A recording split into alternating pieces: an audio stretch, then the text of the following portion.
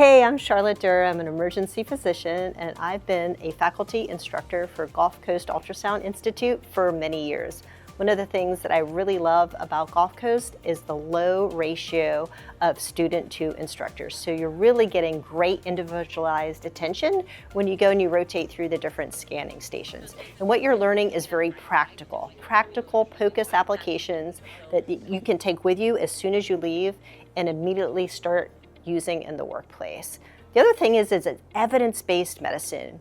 You're learning evidence-based medicine from the best faculty that are well recognized nationally in the world of POCUS. So learning those applications here at Gulfcoast Ultrasound Institute, whether you are a new learner to POCUS or an experienced physician with POCUS, there's always something that you're going to be able to take with you to advance your skills. And the location, it can't be beat. We're down here in downtown St. Petersburg. It is an easy walk to hotels, to restaurants, to the waterfront. The best of the Tampa Bay area beaches are only a short drive away. So what could be a better place to learn great, excellent, high-yield ultrasound education than coming down to downtown St. Petersburg to Gulfcoast Ultrasound Institute? And I hope to see you there soon.